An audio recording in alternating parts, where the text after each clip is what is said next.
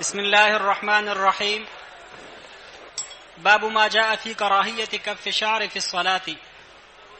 بالسند المتصل منا إلى الإمام الحافظ أبي عيسى محمد بن عيسى بن ثورة الترمذي رحمه الله تعالى، ومتعنا بعلومه وعلومكم آمين يا رب العالمين،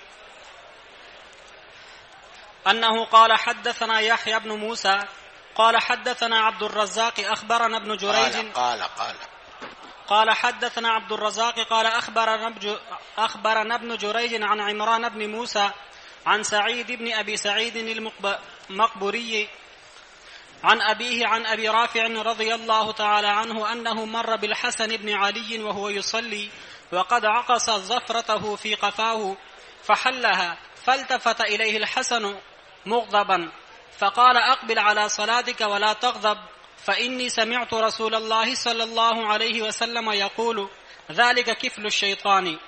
وفي الباب عن أم سلمة وعبد الله بن عباس رضي الله تعالى عنهم. قال أبو عيسى: حديث أبي رافع رضي الله تعالى عنه حديث حسن، والعمل على هذا عند أهل العلم.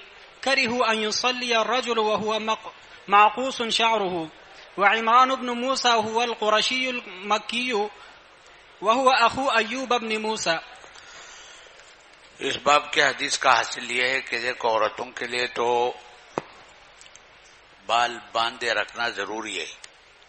اس کی وجہ یہ ہے کہ اگر بال کھلے ہوئے ہوں گے تو رکوع کی حالت میں وہ بال کھل سکتے ہیں، سامنے آ سکتے ہیں، اور بال اگر سامنے آگے ایک روبہ کا حصہ اگر کھل گیا تو نماز نہیں ہوگی. اس لیے کہ عورتوں کے بال بھی عورت ہے، تو عورتوں کے لیے ضروری ہے. البتہ مردوں کے لیے منع ہے کہ وہ بال باندھے نہ رکھے بلکہ کھلے رکھے تاکہ بال بھی ہے اتی سجود اختیار کر سکے.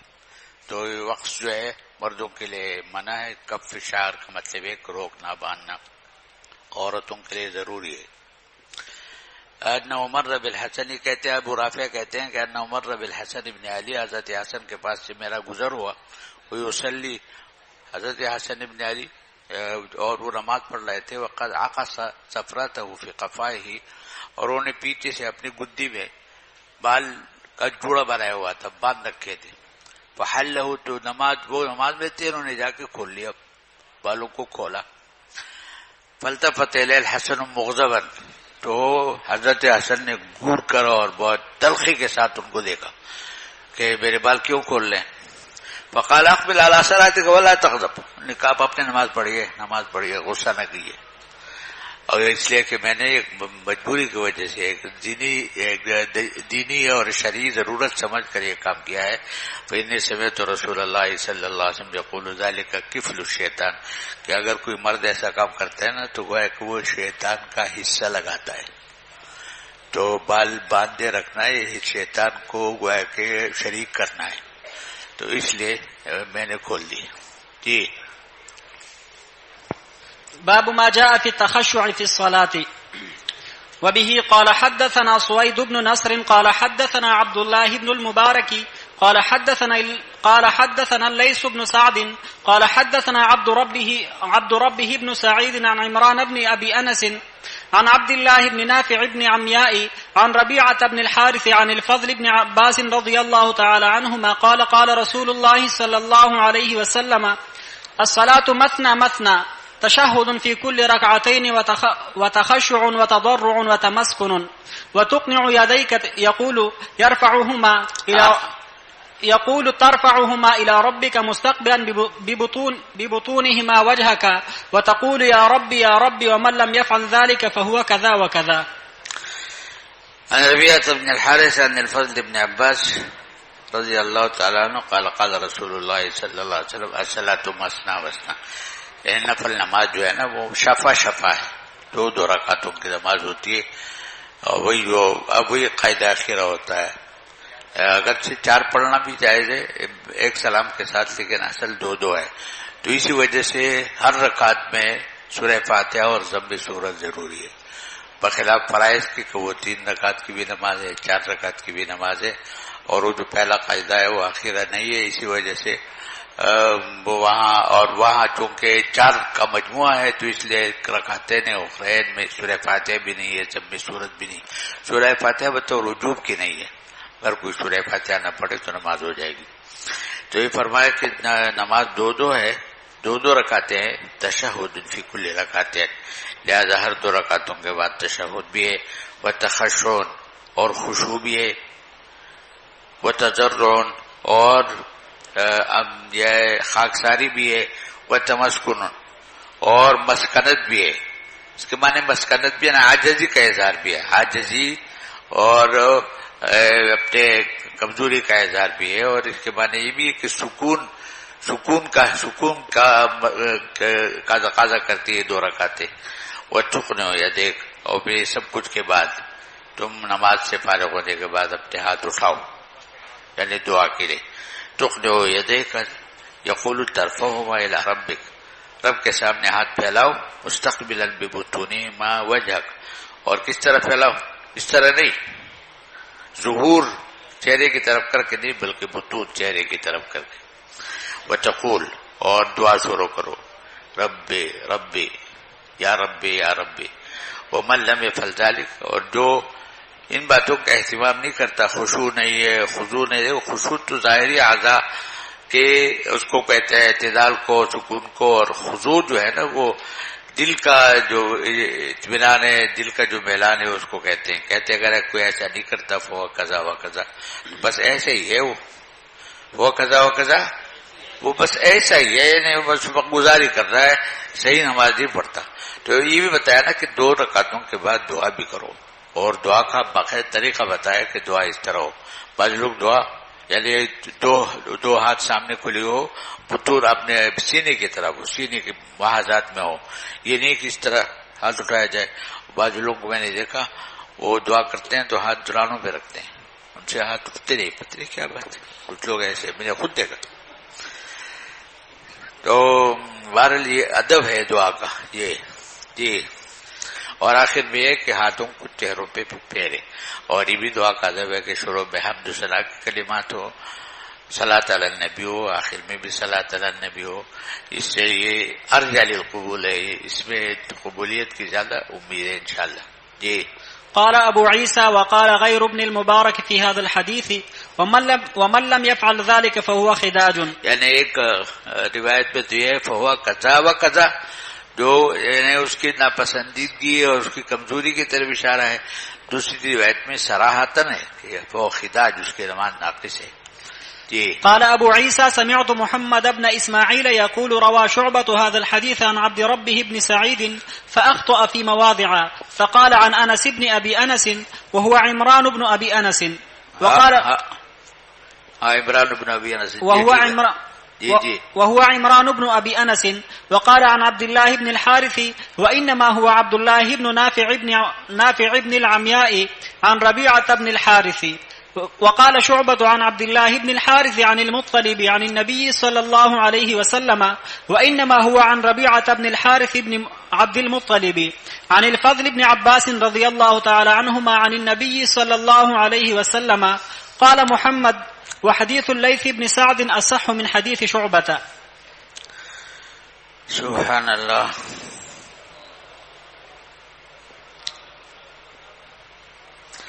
یہ کہہ رہے چاہتے ہیں کہ جو حدیث گزری ہے نا، آپ دیکھیں اس کو، اس میں راوی لیس حدثنا لیس بن سعد قال حدثنا عبد ربه بن سعید عن عمران بن ابی انس عن عبد الله بن نافع بن العمياء عن ربيعة بن الحارث عن الفضل بن عباس. تو یہی حدیث ہے. الصلاۃ مثنى مثنى تشہد فی کل رکعتین وتخشع وتضرع. کہتے ہیں کہ یہ حدیث حضرت شعبہ سے بھی مروی ہے، لیکن سند میں بہت گڑبڑ ہے، 3-4 جگہ سند میں غلطی ہے. یہ کون کہہ رہے ہیں؟ امام بخاری رحمۃ اللہ علیہ فرماتے ہیں.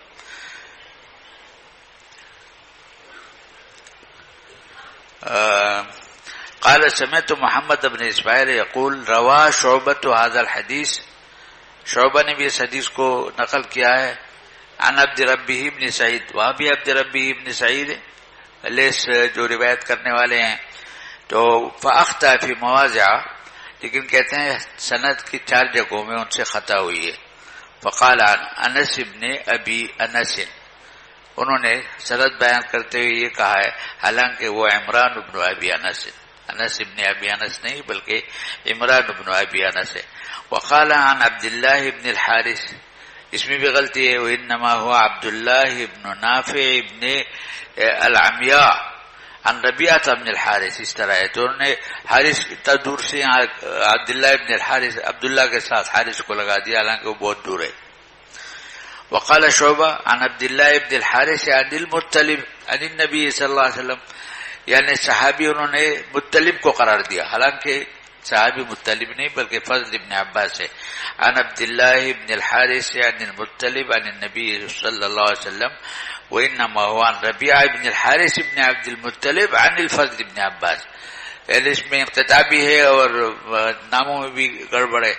عن الفضل ابن عباس عن النبی صلی اللہ علیہ وسلم قال محمد وحدیث لیث ابن سعد اصح من حدیث شعبہ. ان اخطاء کی وجہ سے لیث کی جو حدیث ترجمۃ الباب کے فوراً بعد کی حدیث ہے وہ شعبہ کی حدیث کے مقابلے میں ان میں اخطاء نہیں ہے، اس لیے وہ زیادہ صحیح ہے. جی. باب ما جاء في كراهية التشبيك بين الأصابع في الصلاة. یہ مسئلہ آپ نے پہلے بھی پڑھا کہ تشبیک راستے میں بھی صحیح نہیں ہے اور نماز کے لیے آتے ہوئے مشین اس میں بھی تشبیک صحیح نہیں ہے، اور اسی طریقے سے نماز کے دوران بھی صحیح نہیں. تشبیک آدمی کیوں کرتا ہے؟ تشبیک سے تھوڑا سا آرام ملتا ہے. جب انگلیوں کو چٹکاتا ہے اور اس طرح کرتا ہے تو آرام ملتا ہے، اور یہ جو آرام ہوتا ہے نا یہ جالب بنتا ہے سستی اور غفلت کے لیے، راحت کے لیے، نوم کے لیے جالب بنتا ہے. تو یہاں نماز میں تو نشاط ہونا چاہیے، لہذا ہر ایسے عمل سے بچنا چاہیے جو خواب آور ہو. کیا ہو؟ خواب آور ہو، یعنی انسان کو سست بنائے، ایسے عمل سے بچنا چاہیے. چنانچہ یہ تشبیک بھی اسی طرح کا عمل ہے. جی.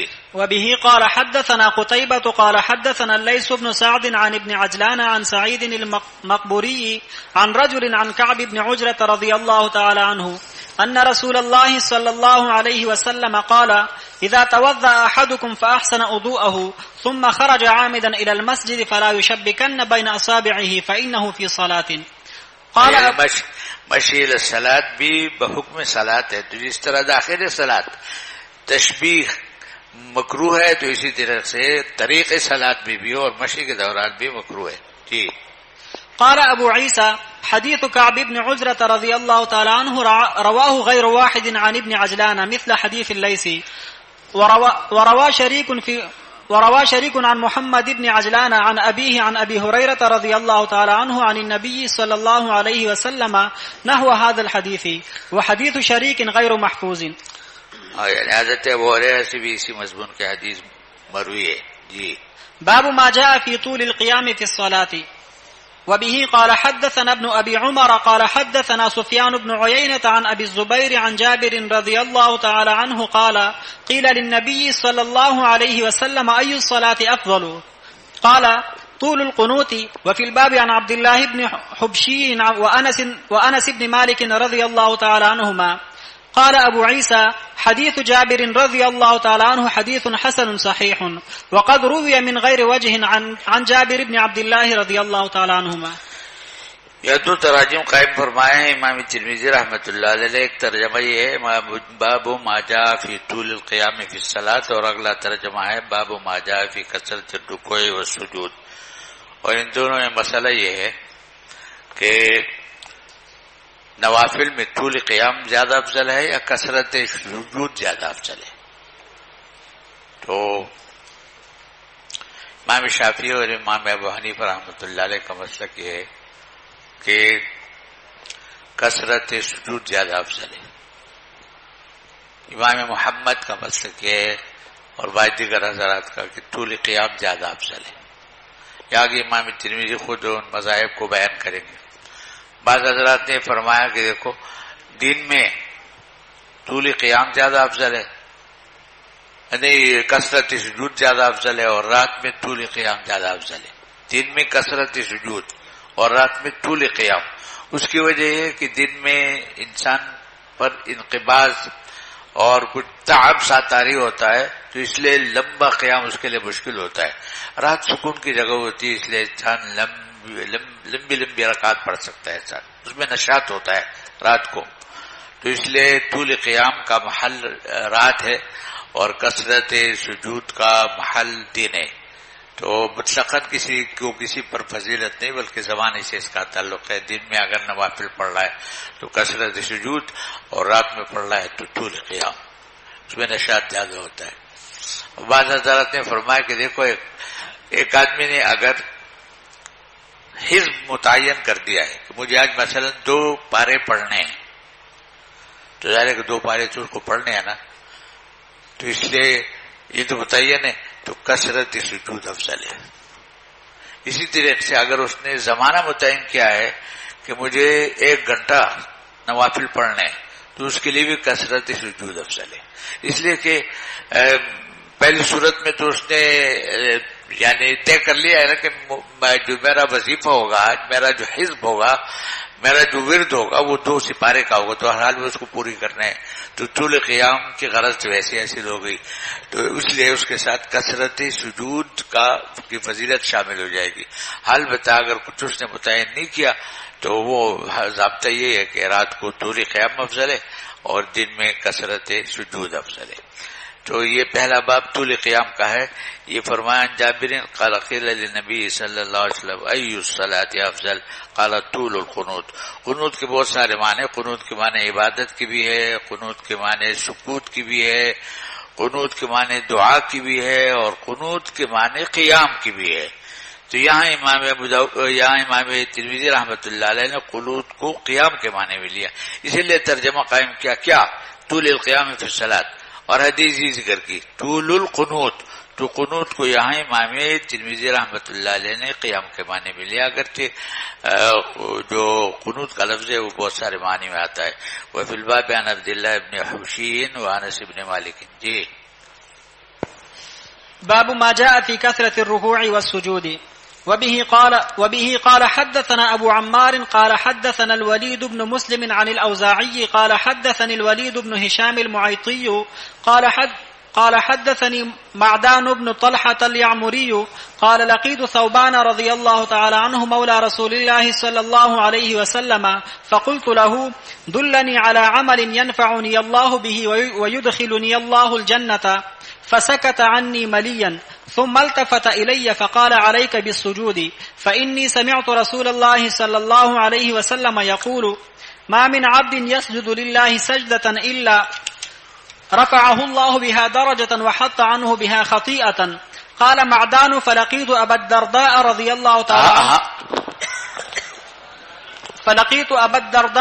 الله تعالى عنه فسألته عما سألت عنه ثوبان رضي الله تعالى عنه فقال عليك بالسجود فإني سمعت رسول الله صلى الله عليه وسلم يقول ما من عبد يسجد لله سجدة إلا رفعه الله بها درجة وحط عنه بها خطيئة.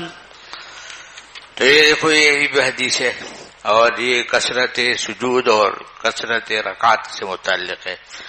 یہ کہتے ہیں کہ حدثني معدان بن طلحة اليعمري قال لقيت ثوبان، مشہور صحابی کہ میں حضرت ثوبان سے ملا مولا رسول اللہ صلی اللہ علیہ وسلم جو نبی کریم صلی اللہ علیہ وسلم کے معتق تھے. فقلت له، تو میں نے ان سے درخواست کی کہ دلنی علی عمل ینفعنی اللہ بہ ویدخلنی اللہ الجنہ، کہ مجھے ایسا عمل بتائیے جو میرے لیے نفع بخش ہو اور مجھے جنت میں لے جائے. سبحان اللہ، کیسی فکر ہوتی تھی.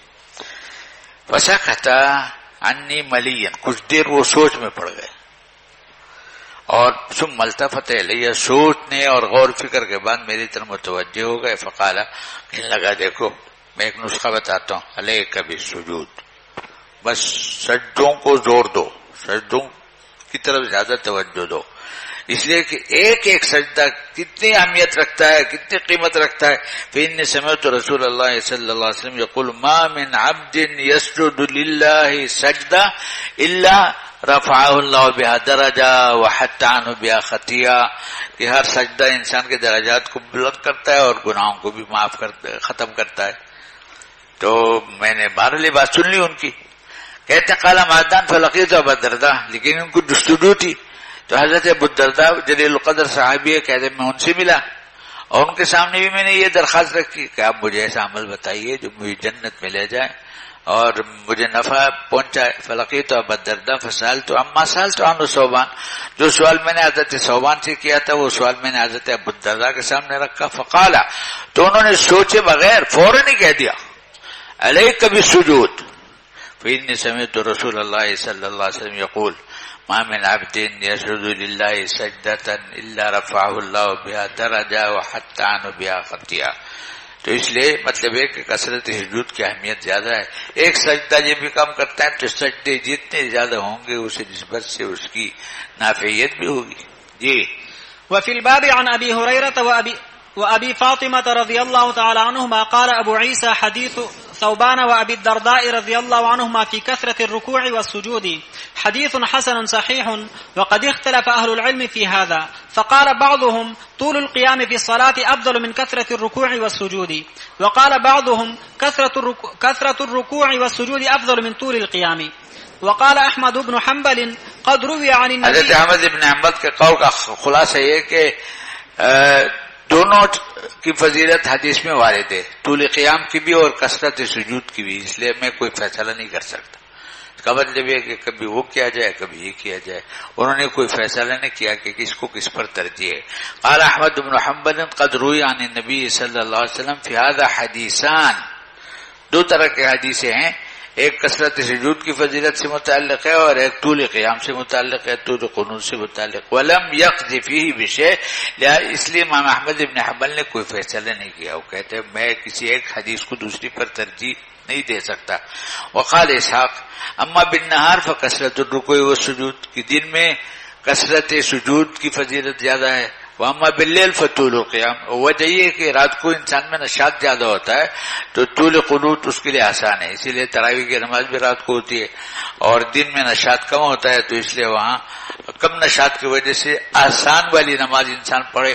اور آسان والی نماز یہ ہے کہ چھوٹی چھوٹی رکعتیں ہوں اور بس تعداد زیادہ ہو. فطول القیام الا ان یکون رجل له جزء باللیل. حال بتی ہوئی بات ہے کہ اگر کسی آدمی نے طے کیا ہے کہ آج مجھے رات کو ایک پارہ یا دو پارے پڑھنے ہیں تو ظاہر ہے کہ طول قیام کا فائدہ تو اسی سے حاصل ہو گیا نا کہ اس کو اتنی مقدار پڑھنی ہے، تو اس کے ساتھ ایک اور فائدہ بھی حاصل کرے. کیا؟ کثرت سجود. یہ اللہ یکون رجل له جزء باللیل یاتی علیہ، جس کو پورا کرنا چاہتا ہے. فکثرت الرکوع والسجود فی ھذا احب الی، تو وہ تو طول قیام کا جو فائدہ پیش نظر ہوتا ہے کہ لمبی قرات ہو وہ تو اس نے پہلے طے کی ہوئی ہے کہ مجھے دو پارے پڑھنے ہیں، لہذا اس کے ساتھ ساتھ دوسرا فائدہ شامل کرے کثرت سجود والا. تو طول قیام کا فائدہ بھی مل جائے گا، کثرت سجود کا بھی فائدہ مل جائے گا. لأنه يأتي على جزء، اس لیے کہ اپنا جو جز ہے یعنی اپنا جو وظیفہ ہے وہ تو اس کو کرنا ہی کرنا ہے. وقد ربح کثرت الرکوع والسجود، اور مزید فائدہ اس نے ایک اور اٹھا لیا. کیا؟ کثرت سجود اور رکوع کا. قال ابو عیسیٰ انما قال اسحاق هذا لأنه كذا وصف صلاة النبی صلی اللہ علیہ وسلم. امام اسحاق نے کیا فرمایا تھا کہ دن کو کثرت سجود اور رات کو طول قیام. کہتے اس وجہ سے کہ نبی کریم صلی اللہ علیہ وسلم کی نمازوں کی جو یعنی نمازوں کی جو صفت بیان کی گئی، دن کی نمازوں کی اور رات کی نمازوں کی، تو دن کی نمازوں میں یہ صفت نہیں بیان کی گئی. رات کی نمازوں کی صفت جو بیان کی گئی اتنا لمبا قیام ہوتا تھا حتی تورمت قدماہ، تو اس لیے چونکہ رات کی نماز کے لیے طول قیام نبی کریم صلی اللہ علیہ وسلم کی طرف سے ثابت ہے، اس لیے رات کی نماز کا طول قیام، اور دن میں اس طرح کا ثابت نہیں ہے تو اس لیے وہاں کثرت سجود. انما قال اسحاق هذا، امام اسحاق کا جو یہ ایک نقطہ نظر ہے، یہ رائے ہے کہ دن میں کثرت سجود اور رات کو طول قیام، اس وجہ سے لأنه كذا وصف صلاة النبی صلی اللہ علیہ وسلم باللیل، اس لیے کہ نبی کریم صلی اللہ علیہ وسلم کی جو رات کی نماز یعنی تہجد کی نماز کی صفت بیان کی گئی وہ یہ طول، لمبی لمبی نماز پڑھتے تھے. اطول اس طرح وہ وصف طول القیام، اس میں ایسا ہی واما بالنہار فلم توصف من صلاته من طول القیام ما وصف باللیل، اور دن میں جو آپ کی نماز ہوتی تھی اس میں طول قیام کا کوئی ذکر نہیں ہے جس طرح رات کی نماز میں طول قیام کا ذکر ہے. جی. باب ما جاء في قتل الأسودين في الصلاة. وبه قال حدثنا علي بن حجر قال أخبرنا إسماعيل بن علية عن علي بن المبارك عن يحيى بن أبي كثير عن ضمضم بن جوس عن أبي هريرة رضي الله تعالى عنه قال أمر رسول الله صلى الله عليه وسلم بقتل الأسودين في الصلاة الحية والعقرب. یہاں اپنے قتل کا امر فرمایا، یعنی قتل کی اجازت دی ہے. امر فرمایا کا مطلب ہے کہ بہرحال ہے تو مضر چیز نہ، اگر آپ کے سامنے سے نکل گئی، وہ بچھو نکل گیا، سانپ نکل گیا، تو کسی اور جگہ ضرر پہنچا سکتے ہیں، اس لیے اس مضر کو قتل تو کرنا ہے. اور نماز میں بھی قتل کر سکتے ہیں. مقصد یہ جہاں تک نماز کی فساد اور صحت کا تعلق ہے تو اس کا دار و مدار عمل پر ہے. اگر عمل قلیل سے مار دیا تو نماز بھی ٹھیک اور وضو بھی ختم ہو گیا. لیکن اگر عمل کثیر ہوا تو ایک کام تو ہو گیا لیکن نماز تو جائے گی، نماز تو دوبارہ پڑھنی پڑے گی. عمل کثیر نہیں ہونا چاہیے، عمل قلیل کے ساتھ. جی. وفي الباب عن ابن عباس وأبي رافع رضي الله تعالى عنهما قال أبو عيسى حديث أبي هريرة رضي الله تعالى عنه حديث حسن صحيح، والعمل على هذا عند بعض أهل العلم من أصحاب النبي صلى الله عليه وسلم وغيرهم. وبه يقول أحمد وإسحاق وكره بعض أهل العلم قتل الحية والعقرب في الصلاة. قال إبراهيم إن في الصلاة لشغلا والقول الاول اصح. یعنی نماز کے اپنے مشاغل ہے، اپنے ارکان ہیں، اپنے کچھ مقتضیات ہے، لہذا نمازی کو بس نماز کی طرف متوجہ ہونی چاہیے، سانپ اور بچھو کو کیوں دیکھے. لیکن بہرحال کہتے پہلا قول ایسا ہے کیا اس کو مار سکتے ہیں. عمل قلیل سے مار دیا تو موزی بھی چلا گیا اور مطلب یہ ہے کہ نماز بھی ٹھیک ہے. لیکن عمل کثیر ہوا تو کم سے کم موزی کا نقصان ہوا، لیکن نماز کے فساد کا گناہ نہیں ہوا کم سے کم، اس لیے کہ اس نے حدیث کی روشنی میں یہ کام کیا. البتہ نماز اس کی فاسد ہو گئی، اس کو دوبارہ پڑھنا پڑے گا. جی. باب ما جاء في سجدتي السهو قبل السلام. وبه قال حدثنا قتيبة قال حدثنا الليث عن ابن شهاب عن عبد الرحمن الأعرج عن عبد الله بن بحينة الأسدي رضي الله تعالى عنه حليف بني عبد المطلب أن النبي صلى الله عليه وسلم قام في صلاة الظهر وعليه جلوس، فلما أتم صلاته سجد سجدتين يكبر في كل سجدة وهو جالس قبل أن يسلم، وسجدهما الناس معه مكان ما نسي من الجلوس. وفي الباب عن عبد الرحمن ابن عوف رضی اللہ تعالی عنہ. یعنی واجب ترک ہو جائے یا رکن میں تقدیم و تاخیر واقع ہو جائے تو ایسی صورت میں سجدہ سہو واجب ہو جاتا ہے. اب 4 رکعت والی نماز ہے اور 2 رکعت میں بیٹھ نہیں سکی، کھڑے ہو گئے، تو ظاہر ہے کہ قاعدہ اولا تو واجب ہے، تو ایسے میں سجدہ سہو آئے گا. اسی طرح 4 رکعت پہ وہ اس کو قاعدہ اخیر رکھ کر کے سلام پھیرنا چاہیے. بیٹھ تو گیا لیکن پھر کچھ خیال آیا اور کھڑا ہو گیا 5ویں رکعت کے لیے، تو جب تک کہ 5ویں رکعت کو مقید بھی سجدہ نہیں کرتا وہ واپس آ سکتا ہے. لیکن بہرحال یہ جو کام اس نے کیا نا کہ سلام میں تاخیر ہو گئی ہے اور نیا کام اس نے شروع کر دیا، تو یہاں بھی یہ سہوا ہے اور اس کا بھی سجدہ واجب ہے.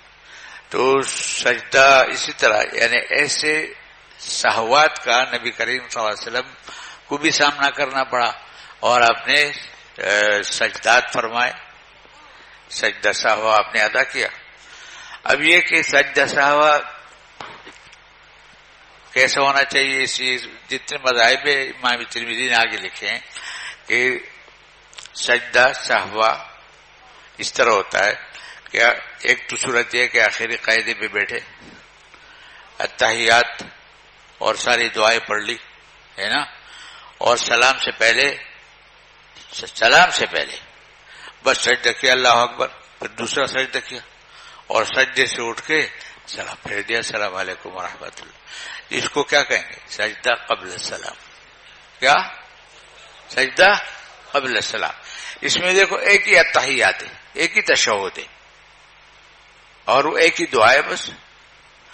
یہ کہلاتا ہے سجدہ قبل السلام. اور دوسرا طریقہ وہی جو ہمارے یہاں معمول ہے کہ تحیات پڑھ کے سلام پھیر کے سجدہ کرتے ہیں، پھر اثرین اور تحیات شروع کرتے ہیں اور ساری دعائیں اور آخر میں سلام. تو یہ کیا کہلاتا ہے؟ سجدہ بعد السلام. تو سجدہ قبل السلام کی صورت وہی ہے جو میں نے بتایا آپ کو کہ تحیات ساری پڑھ کے سلام پھیرنے سے پہلے اللہ اکبر سجدہ، اور یہ دونوں طریقے جائز ہے. سجدہ سہو کے یہ دونوں طریقے مشروع ہے، جائز ہے، احادیث سے ثابت ہے. لیکن افضل کیا ہے اس میں اختلاف ہے. احناف کے نزدیک سجدہ سہو بعد السلام افضل ہے. امام شافعی رحمۃ اللہ علیہ کے نزدیک سجدہ سہو قبل السلام افضل ہے. قبل السلام اس کا مطلب بس ایک ہی سلام ہے، اور احناف کے نزدیک دو سلام اور دو تحیات ہیں. امام مالک رحمۃ اللہ علیہ کا مسلک یہ ہے کہ دیکھو سجدہ یا تو اس وجہ سے واجب ہوتا ہے کہ کچھ نماز میں گڑبڑ ہو گئی، یعنی کمی ہو گئی، نقصان ہو گیا، اور ایک صورت یہ کہ اضافہ ہو گیا. نقصان کی کیا صورت ہے؟ قاعدہ اولا چھوٹ گیا یا ضم صورت چھوٹ گیا. اور اضافے کی کیا صورت ہے کہ چوتھی رکعت کے بجائے چوتھی رکعت میں قاعدے میں بیٹھنے سلام پھیرنے کے بجائے کھڑا ہو گیا پانچویں رکعت کے لیے. یہ زیادت ہے نا. تو امام مالک رحمۃ اللہ علیہ کا مسلک ہے کہ اگر سجدہ سہوا نقصان کی وجہ سے ہیں تو قبل السلام سجدہ کرنا افضل ہے، اور زیادت کی وجہ سے یہ سجدہ سہوا واجب ہو گیا، سہوا زیادت سے متعلق ہے، اور اس کی وجہ سے سجدہ آیا تو بعد السلام. تو اسی کو عام طور پر اپنے مشکات میں پڑھا ہوگا کہ الدال بالدال والقاف بالقاف، یعنی نقصان کی صورت میں قبل السلام اور زیادت کی صورت میں بعد السلام. یہ کس کا مسلک ہے؟ امام مالک رحمۃ اللہ علیہ کا مسلک ہے. امام احمد ابن حنبل کا مسلک یہ ہے کہ آدمی اگر کسی سہوا میں مبتلا ہو جائے تو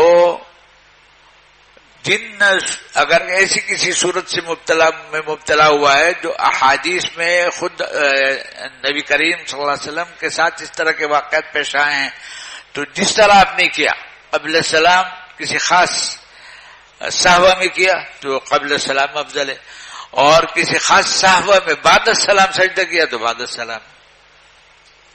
البتہ اگر کوئی نئی صورتحال ہے جو حدیث میں نہیں ہے تو ایسے میں امام شافعی والا ضابطہ چلے گا قبل السلام. سمجھا کہ اگر سہوا اس نوعیت کا ہے کہ احادیث میں وہاں سجدہ ہوا ہے قبل السلام، تو یہ آدمی بھی سجدہ کیسے کرے گا؟ قبل السلام. اور حدیث میں چنانچہ حدیث میں دونوں طرح کے واقعات ہیں کہ آپ نے قبل السلام بھی سجدہ فرمایا بعد السلام، اسی لیے دونوں مشروع ہے. دونوں میں سے کوئی یعنی ایسا نہیں ہے کہ مشروع نہیں ہے، مشروعیت دونوں کی ہے. اور اگر آپ نے کسی خاص سہوا کے موقع پہ سجدہ بعد السلام فرمایا ہے، آدمی اس جیسی صورتحال میں مبتلا ہو گیا تو بعد السلام کرے.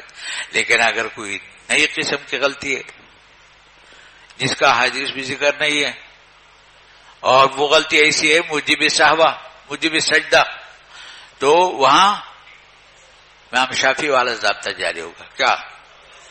قبل السلام. امام اسحاق ابن راہوے کا بھی یہ مسلک ہے، لیکن تھوڑی سی تبدیلی کے ساتھ، اور وہ یہ فرماتے ہیں کہ اگر کوئی نئی صورتحال سے دو چار ہو گیا آدمی ہے نا، تو امام شافعی والا ضابطہ نہیں چلے گا، بلکہ وہ امام مالک والا ضابطہ چلے گا، القاف بالقاف والدال بالدال. تو یہ سب چیزیں آپ خود امام ترمذی ذکر کر رہے ہیں آگے. تو بہرحال یہ یعنی جائز دونوں صورتیں ہیں. احناف کا نزدیک افضل ہے کیا؟ بعد السلام. بعد السلام اس کا مطلب ہے کہ پھر دو تحیات اور دو سلام ہے، یعنی ایک سلام سجدہ سہو کے لیے اور ایک سلام فراغ عن الصلاۃ کے لیے. اور امام شافعی کے نزدیک قبل السلام. تو یہ یہاں اس کا ذکر ہے. جی کیا یہ فرماتے ہیں؟ دیکھو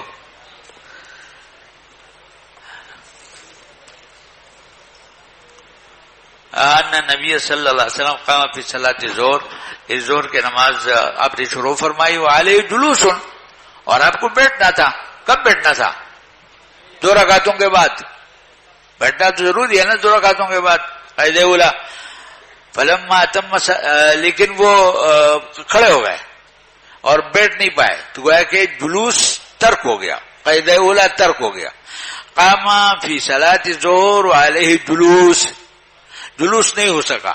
فلما اتم صلاتہ, لیکن دیکھو آپ کھڑے ہو کے دوبارہ لوٹے نہیں, بس اپنے قیام کو مستمر رکھا, اور جب نماز پوری ہو گئی یعنی 4 رکعتیں پوری ہو گئی تو کیا فلما اتم صلاۃ سجد سجدتین, آپ نے 2 سجدے کیے.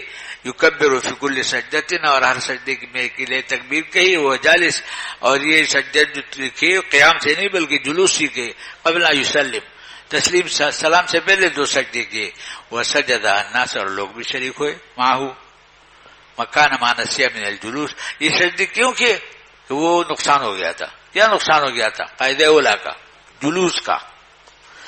تو یہاں اپنے 2 سجدے کیے. تو یہ کیا ہے؟ یہ قبل السلام ہے, اسی کو مستدل بنائے امام شافعی رحمۃ اللہ علیہ. وفی الباب عن عبد الرحمن بن عوف. جی.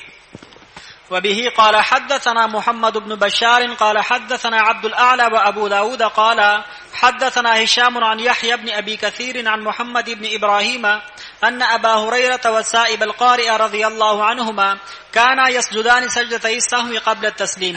دیکھیں حضرت ابو ہریرہ کے حدیث میں بھی قبل التسلیم کا ذکر ہے. قال أبو عيسى حديث ابن بحينة رضي الله عنه حديث حسن والعمل على هذا عند بعض أهل العلم وهو قول الشافعي رحمه الله يرى سجود السهو كله قبل التسليم ويقول هذا الناسخ لغيره من الأحاديث. یہ بات ہے کہ اس کے علاوہ جو حدیث ہے جو سجود سہو بعد السلام پر دلالت کرتی ہے, امام شافعی کا دعویٰ ہے کہ وہ منسوخ ہے. لیکن احناف کا کہنا یہ ہے کہ ناسخ کوئی نہیں ہے, یا نسخ کی کوئی دلیل نہیں, یہ دعویٰ ہے اور اس دعوے مجردہ کا کوئی اعتبار نہیں. دونوں طریقے ثابت ہے, اور اس میں فائدہ یہ ہے کہ اس میں تحیات کا تکرار ہوتا ہے, ذکر کا تکرار ہوتا ہے, تو اس لیے اس میں فائدہ زیادہ ہے بعد السلام میں. یقول هذا الناسخ لغیرہ من الاحادیث, کی دیگر احادیث کے لیے حضرت ابن بحینہ کی جو حدیث ہے ناسخ ہے. وَيَذْكُرُ أَنَّ آخِرَ فعل النبی صلی اللہ علیہ وسلم كان على هذا, اور یہ بھی دعویٰ ہے کہ یہ نبی کریم صلی اللہ علیہ وسلم کا آخری فعل اسی طرح کا تھا, یعنی سجدہ قبل السلام. وقال احمد و اسحاق, اور یہ دونوں حضرات یہ فرماتے کہ اذا قام الرجل في الركعتين, کہ اگر 2 رکعتوں کے بعد کسی نے قاعدہ اولا چھوڑا اور کھڑا ہو گیا تیسری رکعت کے لیے, پھر يسجد السجدة قبل السلام, تو اس کو قبل السلام سجدہ کرنا چاہیے. اس لیے کہ حدیث میں یہ جو ابھی حضرت ابن بحینہ کی حدیث گزری اس میں قبل السلام کا ذکر ہے نا, تو ان کا مسلک یہ ہے کہ حدیث میں جس طرح ایسا کرنا ہے, یہاں جلوس ترک کرنے کے نتیجے میں جو سجدہ آپ نے کیا قبل السلام کیا, لہذا لوگوں کو اسی طرح کرنا چاہیے. علی حدیث ابن بحینہ و عبداللہ ابن بحینہ ہوا عبداللہ ابن مالک ابن بحینہ. کہتے دیکھو یہ عبداللہ ابن بحینہ جو ہے نا, یہ بحینہ والد کا نام نہیں ہے, یہ والدہ کا نام ہے, اور والد کا نام ہے مالک.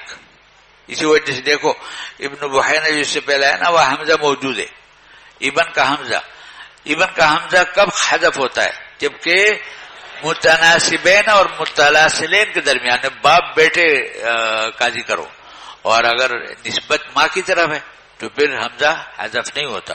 تو ابن بحینہ, عبداللہ ابن بحینہ میں نام الف حذف نہیں ہوگا, عبداللہ ابن مالک میں وہ الف حذف ہوگا, اس لیے کہ مالک باپ ہے.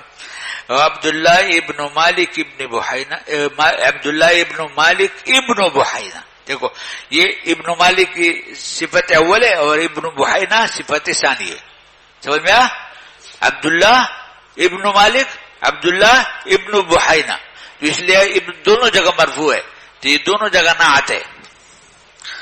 مالک ابوہ بحینۃ امہ, هكذا اخبرني اسحاق بن منصور عن علي بن المديني قال ابو اسحاق واختلف اهل العلم في سجدتي السهو متى يسجدهما الرجل, کہ اگر کوئی شخص سہو میں پڑ جائے تو سجدہ کب کرے گا, کیسے کرے گا, کس نوعیت سے کرے گا.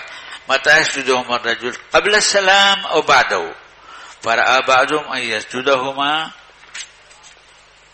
بعد السلام.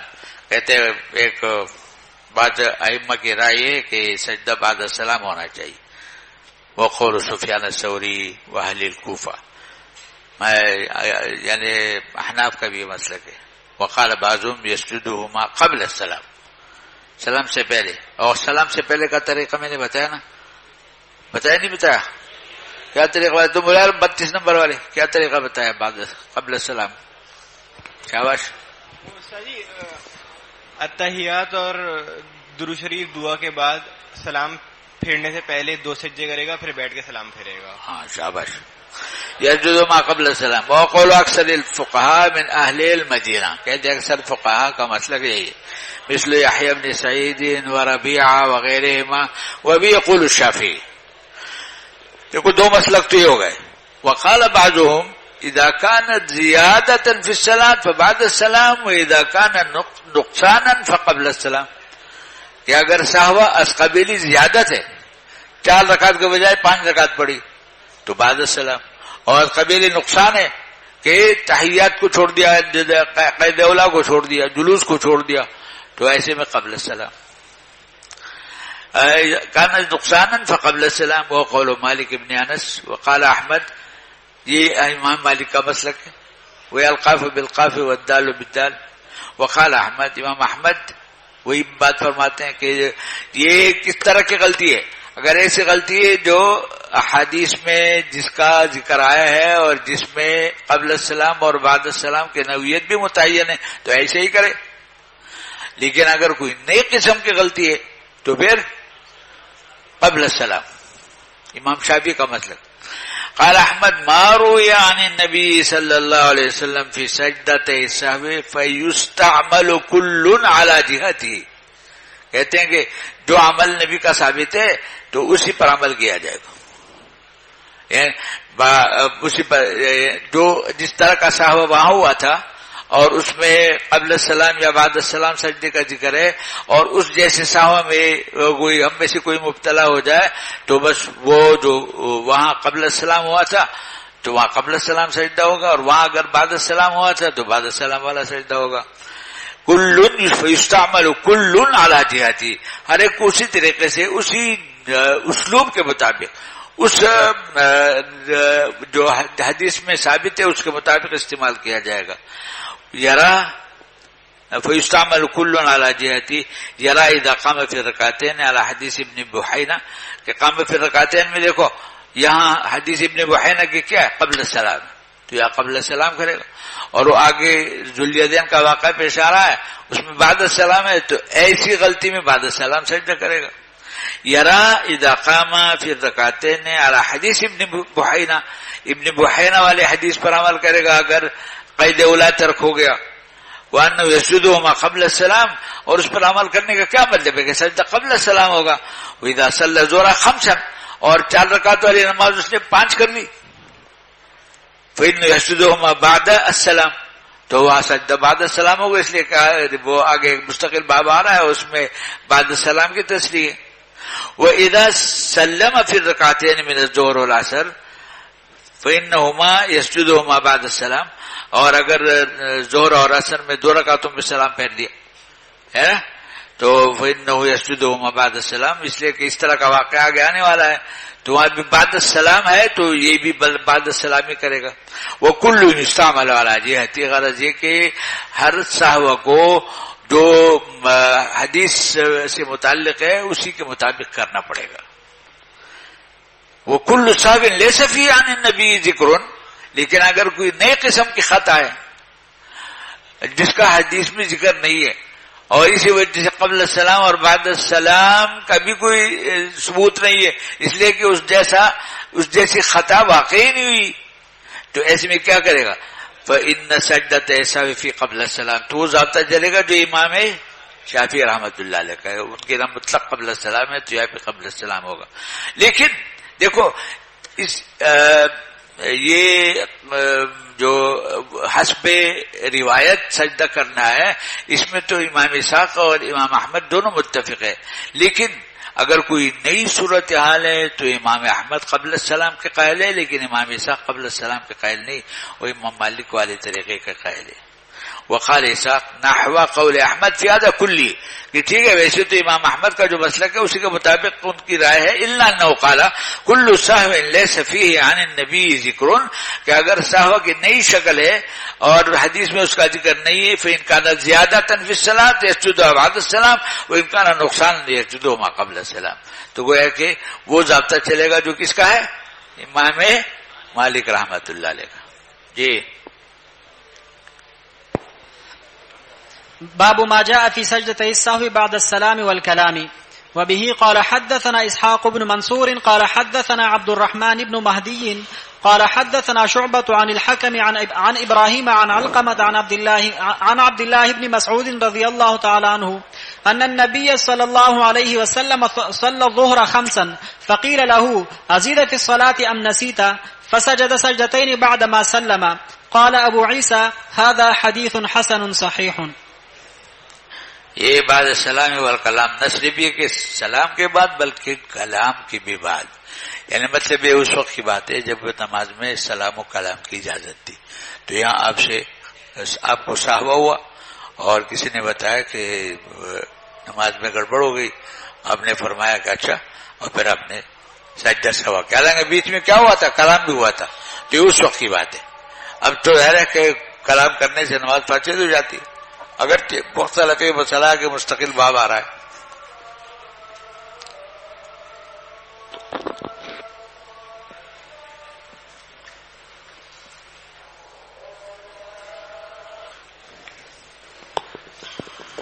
جی وبه قال حدثنا هناد ومحمود بن غيلان عن عبد الله بن مسعود ان النبي صلى الله عليه وسلم صلى الظهر 5 فقيل له ازيد في الصلاه ام نسيت؟ فسجد سجدتين بعد ما سلم. یہ سلام پھیر کے پھر آپ نے سجدہ کیا. تو یہ بعد ما سلم یہاں دیکھو بعدیت کا ذکر ہے. اب میں جیسے شروع میں بتایا تھا کہ مشروع دونوں طریقے ہیں اور جو اختلاف ہے افضل اور غیر افضل کا ہے، لیکن احناف کے حق میں جو احادیث ہے وہ فعلی بھی ہے اور قولی بھی ہے، اور قولی احادیث میں بعض احادیث ایسی جو قاعدہ کلیہ کا درجہ رکھتی ہے. آگے آپ پڑھیں گے ابو داؤد میں انشاءاللہ یہ مسئلہ مستقل آ جائے گا. وہاں بھی لکل سہو سجدتان بعد السلام کی تصریح، الفاظ کچھ اس طرح کے ہیں، لکل سہو سجدتان بعد السلام. تو یہ قاعدہ کلیہ کا درجہ ہے اس کا. تو اس طرح اور بھی احادیث ہے، تو قولی بھی ہے اور فعلی بھی ہے. بعد السلام دیکھو یہ فعلی حدیث ہے، تو اس لیے حضرات حنفی نے اس کو ترجیح دی. جی وبه قال حدثنا حناد ومحمود بن غيلان قال حدثنا أبو معاوية عن الأعمش عن إبراهيم عن علقمة عن عبد الله رضي الله عنه أن النبي صلى الله عليه وسلم سجد سجدتي السهو بعد الكلام. وفي الباب عن معاوية وعبد الله بن جعفر وأبي هريرة رضي الله عنهم. یہ حضرت عبداللہ بن مسعود کی پہلی بھی روایت تھی، وہی بھی روایت ہے، دونوں میں بعد السلام کی تصریح ہے. جی وبه قال حدثنا أحمد بن منيع قال حدثنا هشيم عن هشام بن حسان عن محمد بن سيرين عن أبي هريرة رضي الله عنه أن النبي صلى الله عليه وسلم سجدهما بعد السلام. دیکھو حضرت ابو ہریرہ کی حدیث ہے، یہاں بھی بعد السلام کی تصریح ہے، سجدہما بعد السلام. جی قال أبو عيسى هذا حديث حسن صحيح وقد رواه أيوب وغير واحد عن ابن سيرين. یعنی حدیث میں بھی کوئی کمزوری نہیں، حسن صحیح. امام ترمذی نے اس پہ حکم لگایا ہے. جی وحديث ابن مسعود رضي الله عنه حديث حسن صحيح والعمل على هذا عند بعض أهل العلم. قالوا إذا صلى الرجل الظهر 5 فصلاته جائزة وسجد سجدتي السهو وإن لم يجلس في الرابعة، وهو قول الشافعي وأحمد وإسحاق. وقال بعضهم إذا صلى الظهر 5 ولم يقعد في الرابعة مقدار التشهد فسدت صلاته، وهو قول سفيان الثوري وبعض أهل الكوفة. دیکھو یہ جو آخری بات ہے نا، یہ توجہ طلب ہے وہ یہ کہ دیکھو 4 رکعتوں پہ سلام پھیرنے کے بجائے بیٹھ کے اس نے 5ویں رکعت بھی شامل کر لی، تو 2 حال سے خالی نہیں. 4تھی رکعت کیا کر کے بعد اگر بیٹھ گیا ہو پھر کھڑا ہو گیا تو یہاں ٹھیک ہے، سجدہ سہوا تو کرنا ہی ہوگا، لیکن نماز اس کی صحیح ہو جائے گی، اس لیے کہ 4 رکعتیں تمام فرائض و ارکان کے ساتھ مکمل ہو گئی، قاعدہ اخیرہ بھی ہو گیا، قاعدہ اخیرہ بھی ہو گیا. اور اگر قاعدہ اخیرہ چھوڑ کے وہ پانچویں کے لیے کھڑا ہو گیا ہے تو ایسی صورت میں اگر بعد میں یاد آ جاتا ہے تو اس کے ساتھ ایک رکعت اور ملائے، اور یہ ساری نماز اب متحول ہو جائے گی، تبدیل ہو جائے گی نفل میں. فرض نماز اس کی صحیح نہیں ہوگی، فرض نماز پھر الگ سے پڑھے. یہ مسلک ہے احناف کا. لیکن امام شافعی رحمۃ اللہ علیہ اور امام احمد بن حنبل کا مسلک یہ ہے کہ اس سے کوئی فرق نہیں پڑتا، قاعدہ چوتھی رکعت پہ بیٹھے یا نہ بیٹھے، آخر میں سجدہ سہو کرے، نماز فرض اس کے ادا ہونے. یہ دونوں چیزیں یہاں دونوں قسم کے جو آراء ہے اور مذاہب ہے اور اقوال امام ترمذی ذکر کی. دیکھو فرمایا اذا صلی الرجل الظہر خمسا فصلاته جائزہ وسجد سجدۃ السہو وان لم یجلس فی الرابعہ، چاہے چوتھی رکعت میں نہ بھی بیٹھا ہو پھر بھی اس کی نماز ہو جائے گی. وهو قول الشافعی واحمد واسحاق. وقال بعضهم، احناف کا مسلک یہ کہ اذا صلى الظہر خمسا ولم يقعد في الرابعہ مقدار التشہد فسدت صلاته، چونکہ رکن ترک ہو گیا نا قاعدہ اخیرہ. وہ قول سفیان الثوری و بعض اہل الکوفہ، جس کا مفہوم مخالف کیا ہے کہ اگر بیٹھ گیا تو پھر سجدہ سہو تو سو بھی کرنا پڑے گا، نماز اس کی ہو جائے گی، نماز ہو جائے گی اور اس کو ایک رکعت اور ملانی چاہیے.